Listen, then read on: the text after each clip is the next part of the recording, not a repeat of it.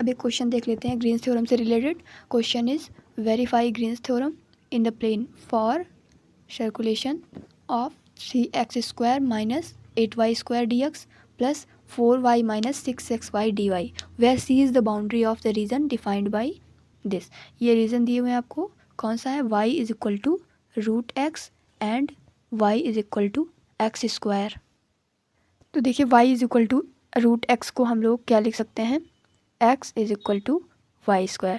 तो हमारे कर्व क्या हो जाते हैं, पहला कर्व हो जाता है x is equal to y² and दूसरा y is equal to x²। अब हमें ग्रीन्स थ्योरम वेरीफाई करनी है, तो उसके लिए क्या होगा, ग्रीन्स थ्योरम का स्टेटमेंट क्या होता है कि ये किसी सर्कुलेशन को m dx plus n dy ये इक्वल होता है double integral under the region r del n by del x del m by del y and dx dy।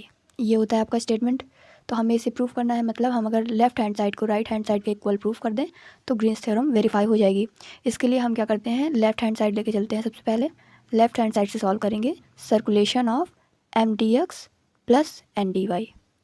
यहाँ पे सी रीजन है, सी रीजन का मतलब हुआ, आइए पहले फिगर बना लेते हैं। x is equal to y², ये फिगर बनेगा आपका ऐसे, and y is equal to x², ऐसे। इंटरसेक्शन पॉइंट्स क्या हो जाएंगे, 1,1। मान लेते हैं यहाँ पे पॉइंट D है और यहाँ पे A है, और तो आपका ये x एक्सिस और ये y एक्सिस हो गई। ठीक है, अब देखते हैं सर्कुलेशन को कैसे सॉल्व करेंगे। आपका m क्या दिया हुआ है, dx का कंपोनेंट मतलब m है 3x² minus 8y² and n is 4y minus 6xy। तो इसको हम लोग ऐसे भी लिख सकते हैं, line integral along C1 m dx plus n dy। हमें देखिए इस पूरे बाउंडेड रीजन का निकालना है, हमें इस पूरे बाउंडेड रीजन का निकालना है इसका। तो बाउंडेड रीजन का निकालने के लिए हम पहले कर्व C1 के अलॉन्ग चलते हैं, फिर देन C2 के अलॉन्ग। तो ये हो जाएगा C1 plus C2 m dx plus n dy। अब देखिए C1 रीजन के लिए, C1 लाइन के लिए लिमिट्स x की हैं 0 to 1, और C2 के लिए देखते हैं y की लिमिट्स क्या हो जाएंगी, 1 to 0। ओके, ये हमारी लिमिट्स हो गई। अब यहाँ पे हम C1 रीजन में x की लिमिट रख सकते हैं 0 to 1, x की लिमिट हो गई 0 to 1। m की वैल्यू रख देते हैं 3x² minus 8y² dx plus 4y minus 6xy dy। ये हो गया। अगला रीजन क्या था, C2। C2 की लिमिट्स कहाँ से कहाँ तक लाई कर रही हैं, 1 से y इज इक्वल टू 1 से y इज इक्वल टू 0। तो ये क्या हो जाएगा, m dx फिर से वैल्यू रख देते हैं minus 8y² dx plus 4y minus 6xy dy। ये आपका C1 रीजन कौन सा था, इसके लिए कर्व था y is equal to x²। इसके लिए कर्व था y is equal to x², and ये जो C2 रीजन था इसके लिए कर्व क्या था, x is equal to y²। तो इन दोनों रीजन पे हम निकाल लेते हैं dy और dx की वैल्यूज़। इससे dy क्या हो जाएगा, 2x dx, क्योंकि हमें अगर x की लिमिट्स हैं तो यहाँ पे इस पूरे फंक्शन को हमें x में कन्वर्ट करना होगा, और अगर यहाँ पे ये y की लिमिट्स हैं तो पूरे फंक्शन को हमें y में कन्वर्ट करना होगा। तो इसके लिए ये सब हम कर रहे हैं। देखिए dx निकालेंगे तो यहाँ पे आ जाएगा 2y dy। अब इस dx को हम यहाँ पे रख सकते हैं, इसी तरह इधर जो हमने dy निकाला है dy, इसे हम इस जगह पे रख सकते हैं। तो आगे क्या हो जाएगा, 0 to 1 limits of x and 3x² minus 8y, y के प्लेस पे x², then 8x² and dx minus 4y, अब यहाँ पे y के प्लेस पे क्या, x², 4x² minus 6x into x² and dy के प्लेस पे 2x dx। ठीक है, इस तरह फर्स्ट सेक्शन सॉल्व हो जाएगा इसका first part.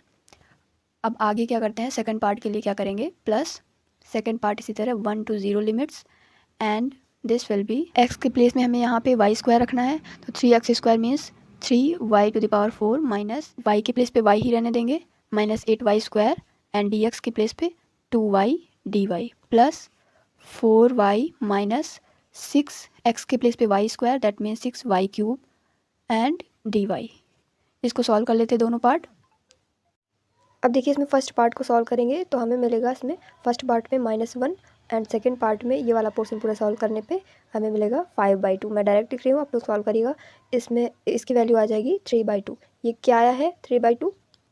Circulation of mdx plus ndy। Left hand side हमारा आया 3/2। इसी तरह सिमिलरली हम राइट हैंड साइड सॉल्व करते हैं। Right hand side portion that means ये वाला सॉल्व करेंगे। तो इसके लिए हमें del n by del x चाहिए और del m by del y चाहिए। क्वेश्चन से हमारे पास m की वैल्यू क्या है 3x² माइनस 8y²। तो इससे हम del m by del y निकालेंगे तो क्या आ जाएगा -16y, माइनस का 16y। एंड n की वैल्यू है हमारे पास 4y माइनस 6xy। तो इससे del n by del x निकालेंगे तो ये आ जाएगा 6y माइनस का।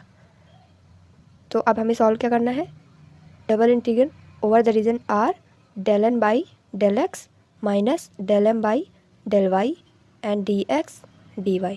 अब लिमिट्स देखते हैं। देखिए रीज़न क्या थे, रीज़न था पहला हमारा y is equal to √x and दूसरा y is equal to x²। तो x² से √x, दैट मीन्स लिमिट हमारे हो जाएगी y की, y is equal to x² से y is equal to √x। और x की लिमिट्स कैसे रखेंगे, फिगर से, जैसे हमारा फिगर ऐसा कुछ बना था और इसमें x की लिमिट थी 0 से 1 लाई कर रही थी और y की लिमिट्स जो हम रखेंगे वो x के टर्म में रखेंगे। तो देखिए x की लिमिट क्या हो जाएगी 0 to 1 एंड y की limit this del n by del x की वैल्यू माइनस का 6y minus 6y and minus minus plus del m by del y की वैल्यू माइनस का 16y, that means 16y dx dy। अब इस portion को solve करेंगे तो हमारे पास आएगा, देखिए लिमिट लगाते हैं x की, उसके बाद ये हो जाएगा y की limits x² √x, this will be 10y dy and dx। इसे पूरे सॉल्व करेंगे हम तो हमें 3/2 मिल जाएगा। ये left hand side right hand side के इक्वल आ गया, ठीक है। यहाँ से तो हमारी ग्रीन्स थ्योरम वेरीफाई हो गई। तो इसी मेथड से हम अन्य भी कई सारे क्वेश्चन सॉल्व कर सकते हैं। देखिए क्वेश्चन हमारा ऐसा कुछ था, इसी तरह का सेम क्वेश्चन ये है, verify Green's theorem in the plane for, आपको कर्व दिया हुआ है, कर्व की इक्वेशन और रीजन भी दिया है पैराबोला। इसको आप सॉल्व करिएगा। नेक्स्ट लेक्चर में हम जानेंगे स्टोक्स थ्योरम के बारे में।